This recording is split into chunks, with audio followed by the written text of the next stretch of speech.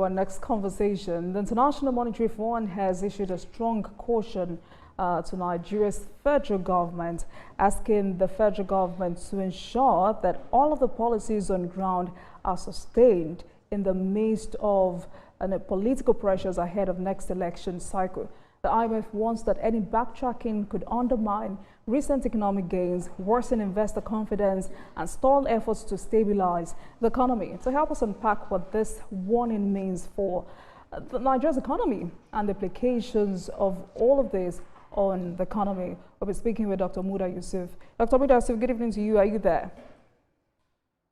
Good evening, Jumoke. Great to be with you. Happy New Year to you. Thank you very much for your time, sir. So IMF is warning Nigeria against reversing these key economic reforms, especially as political pressures begin to build ahead of our next election cycle. Basically, what the fund is saying is that staying the course is critical to economic stability. We're also looking at investor confidence and long-term growth. I must remind you, sir, that historically Nigerian governments softened policies ahead of elections. Is the IMF warning realistic in an election season? Of course, it is realistic because there is always a tendency to want to undertake programs that are populist in nature, but that are not sustainable. But the good thing about the current reforms is that they are already deeply embedded. They're already deeply ingrained in the whole economic management process. So the risk of reversing the process is extremely very low. And of course, both the citizens and economic players are also beginning to see the value in the reforms. Okay. And of course, you don't reverse what is beneficial. You don't reverse what has also, proved to have brought a lot of value to the economy. You don't fix what is not broken. The system was broken before. With these reforms, we have been able to fix those broken pieces in the economy. And they are really very fundamental reforms. So because of the gains of the reform so far, and because the reform has gained tremendous traction, it has brought tremendous stability. We are now looking at growth and much more benefits from the reforms. So the risk of reversibility is extremely very, very low.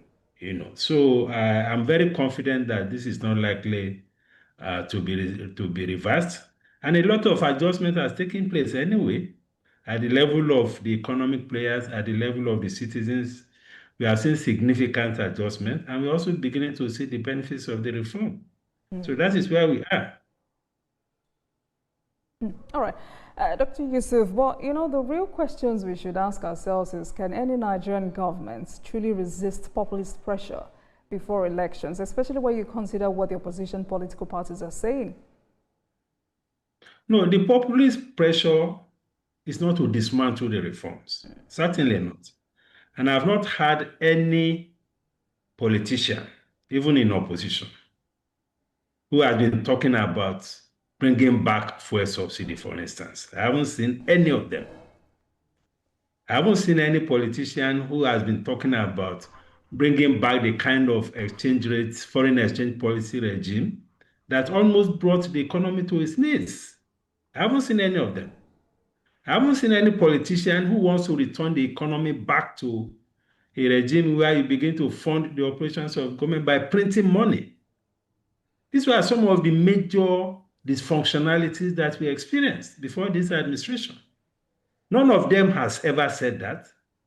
Even before the elections, practically all the political players, all the political parties talked about removing subsidy, talked about reforming the foreign exchange market, and all of that.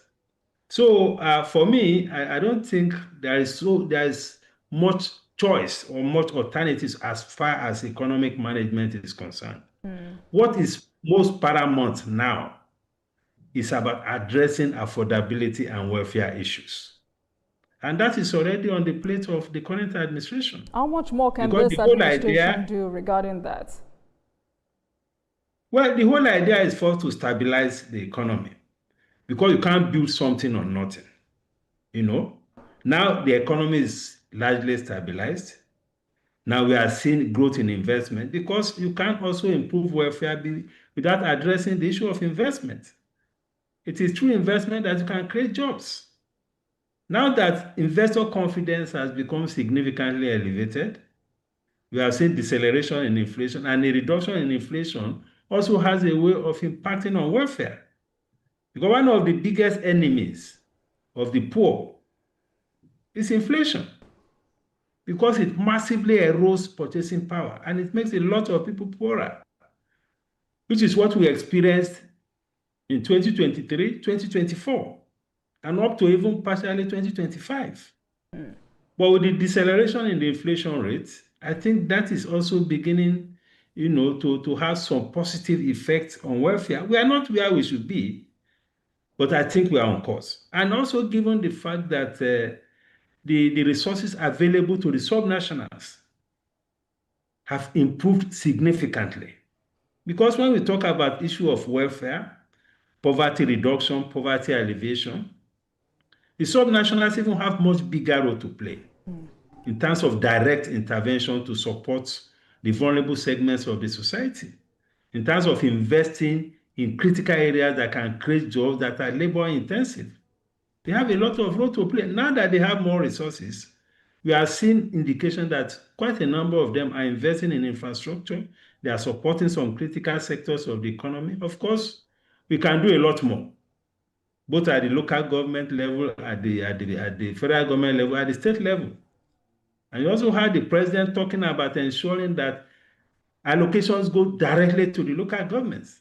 These are things that can also bring about inclusiveness in terms of the benefits, of governance and the benefits of the reform. So I believe generally we are on course, but of course, there's always room for improvement.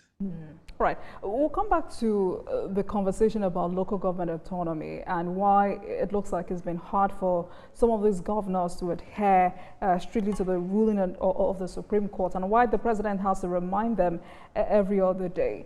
Perhaps this should have been my first question, Dr. Muda Yusuf. How much influence does IMF really have over Nigeria's economic direction? This is just an advice, isn't it? What are the real consequences if Nigeria ignores this advice? Is IMF pressure more about credibility or control? No, it's more about credibility. When you are talking about assessment and rating of economies, because there's no economy that exists in isolation. You need foreign investors, you need foreign capital, you need to get involved in international trade. All of these things are shaped by what people read in terms of the report they get from IMF, the report they get from rating agencies. This is shape perception of an economy in the eyes of investors, in the eyes of the global financial markets. People want to bring in capital to the country and so on. That is the value of that. It's not as if we are mandated to obey or to comply, whatever it is. But it is in the enlightened self-interest of every economy to take a cue from institutions that are reputed and recognized globally. That when they assess you as doing well, it's like giving you a clean bit of earth, which makes it easy now. Economic reforms, the irreversibility of it is very clear. Because the way to get people convinced, including the citizens, is for you to be able to demonstrate that this is a sustainable policy and these policies have put the economy on a steady growth. Unless you have somebody who is completely abnormal, you cannot come and begin to dismantle that kind of structure. Now, on the local government autonomy, that is more political than economic. And I tell you why. First, there is also a bit of conflict in my own view. I'm not a lawyer. But there is the position of the Constitution as to how the state should relate with the local government. That is, this joint account and all of that. And perhaps there's a reason for it. Secondly, We have issues also of capacity at the local government level, which also gives some concern to some of the governors. Because if things go wrong at the local government level, invariably it's the governors that will be held accountable. So there are issues of capacity.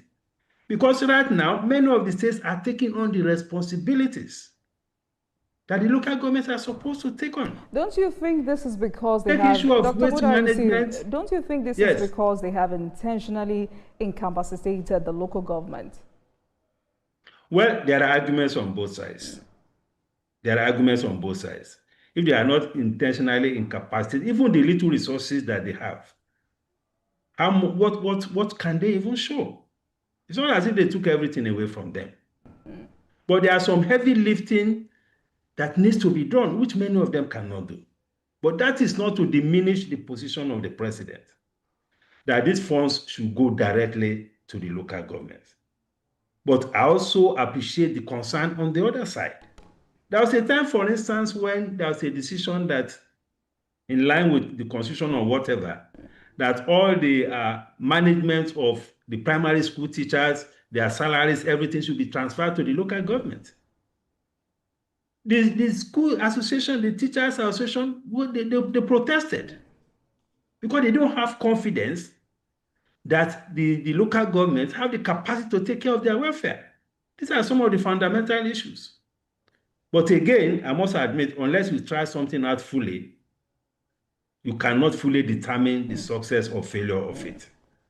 Because the local governments, of course, are closer to the people. But I'm just trying to let you know I get it. what the concerns are generally on both sides of the equation. All right. But beyond the statements coming from the IMF, I mean, earlier you talked about foreign investments. What role should Nigeria's other international partners and investors play in supporting policy continuity? I mean, I'm saying, how important is the international perception of Nigeria's policy consistency for maintaining currency stability, foreign reserves, and capital inflows? No, it's very important. Because when you get this clean bill of health from institutions like IMF, like World Bank, like the rating agencies, and so once those things are positive, it is easier for investors to come in. It is easier for us, even as a country, if we need foreign capital, you'll be able to attract capital at a much reasonable rate, at a much cheaper rate. It will be easier for domestic investors to also raise funds. And in any case, many of these international investors, they also support capacity. There's a lot of them that invest in infrastructure. They support the government capacity in investment in infrastructure. Like the African Development Bank, for instance. It's not exactly a policy or a rating agency, but they support the development aspirations of Nigeria and many other African countries. But they'll be able to do that if they are able to inspire confidence in your economic governance. The same thing with World Bank. There's a lot of support they give. The same thing with bilateral facilities. Between other countries, China, Nigeria, EU, and all of that. They all put one form of resources or the other into the country. But these things are functions of the quality of your economic management, quality of governance. So that is the nexus between all of these ratings, the role of other, international organizations, and so on and so forth. Also, when inflation remains in double digits, some of your colleagues have been on this program to tell me that alone limits policy flexibility. But from your own end and what you can tell us tonight, how does persistently high inflation limit the CBN's ability to use interest rates or liquidity tools effectively? No, you see, inflation, first of all, from a social point of view, Okay. Inflation is the biggest problem in ensuring social stability because it erodes the purchasing power of the people. It's the greatest accelerator of poverty. So if you want social stability, which is very critical even for economic progress, you must make sure that we maintain inflation at a very low level. Then if you also want investors, you don't want, if you want investors in an economy, when the economy is too volatile, when the interest rate is too high as a result of high inflation, of course you cannot drive investment because there's a correlation between investment and interest rate, which is why we have all the challenges with the central bank mopping up and all of that. It's part of the reason, it's because of inflation.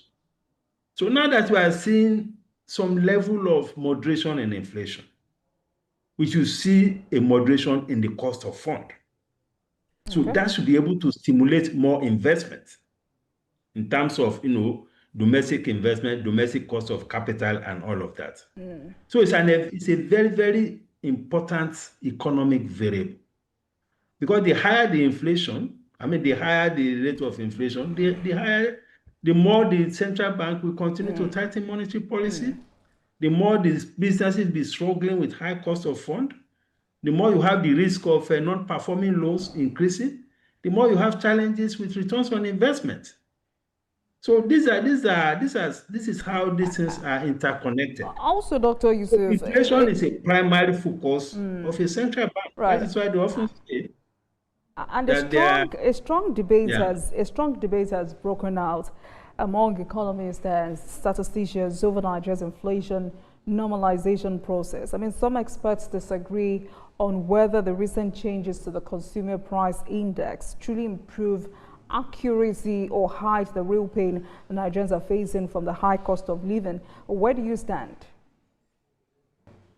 Well, of course, the changes and some of the missteps in the computation and the use of the reference period in terms of the computation, of course, has generated a bit of concern and possibly even a bit of credibility issues. But it is not that fundamental as to affect the general outlook of our inflation trajectory. Of course, those in Bureau of Statistics are also human beings. Things can go wrong one way or the other. They have taken steps to normalize it. But what is important is that the trajectory of prices, the trajectory of disinflation over the last 12 months has been consistent, notwithstanding the issues around this, the base effect, the reference year, and all of that. Notwithstanding that, that has not materially affected the inflation outlook and the inflation trajectory. In fact, by some accounts, the inflation should even be much lower than what was presented. So that means generally we are still on course, notwithstanding some of these few errors around computation, around the base period. Yeah. And for some of your colleagues, Dr. Yusuf, government intervention in controlling prices and volumes is no longer sustainable for Nigeria. They say the objective going forward must be to stay the course on both fiscal and monetary policy. Do you agree? Of course. We have to stay the course. With fiscal and monetary policy, we need to stay the course.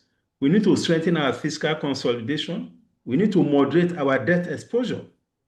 Because these are fundamental macroeconomic issues that can pose a risk to macroeconomic stability. That is why we are hoping that this tax reform will help to improve our fiscal consolidation status so that our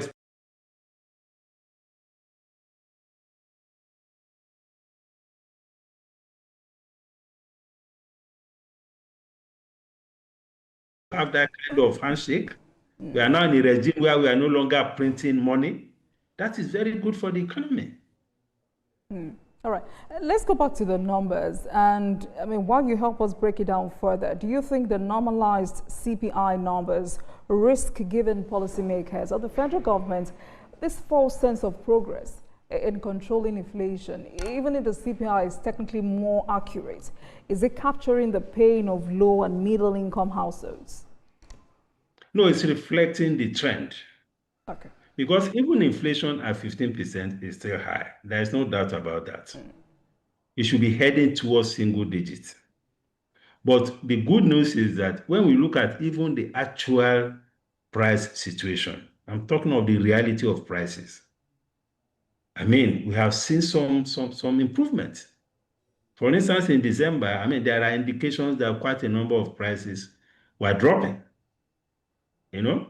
So, and because the exchange rate has remained stable and the exchange rate is strengthening, the foreign reserve is also growing, we expect to see a trajectory of continuous decline in prices.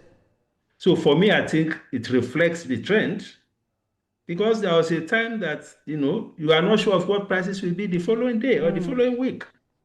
Supermarkets could not even put a price tag on their goods because the situation was so volatile. That is no longer the case. So for me, I think we are getting to some level of positive equilibrium around all these macroeconomic issues, but it can be better. All right. All right then. We need more specific intervention to address the issue of welfare, to address the issue of affordability. All right, Dr. Yusuf, before I let you go, I want to take you back to the subnationals and this expected complementary roles they should be playing while the federal government is also intensifying efforts at stabilizing the economy.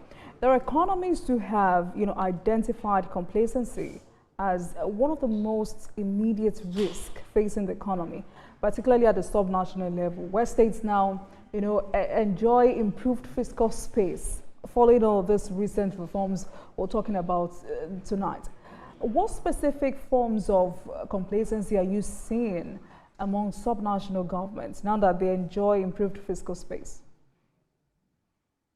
Well, what I see first is the general mindset that when we talk about welfare, we talk about economy. There is a mindset of looking at the center, even on the part of citizens. Everybody is focusing at the federal government. So the states are not being properly engaged, even by their own people. So that is one major challenge. The second one is about the fact that in many of the states, there's over-concentration on the cities. So it makes development less even, it makes it less inclusive. Because the people in the rural areas, they are not vocal, they don't have much voice. Many of them suffer neglect. While a lot of concentration is put on the state capitals and some of these big projects that may not trickle down to the majority of the citizens in each of the states. So for me, I think those are very critical fiscal reforms that are needed at the level of the subnationals. We need to make government expenditure, government expenses and investment a lot more inclusive, far, far beyond those who stay in a few cities in those states. I think that is what is very, very critical. All right then. Yeah. All right, Dr. Muda Yusuf, thank you very much for speaking with me in this new year. I mean, I forgot to say Happy New Year to you. Thank you very much. It's always a pleasure having a conversation with you. Thank you so much for speaking with me. Dr. Muda Yusuf is Executive Director, Center for the Promotion of Private Enterprise. Thank you so much for speaking with us, sir. Thank you. Please have a great evening. Thank you. Thank you very much. Yeah. Thank you, sir.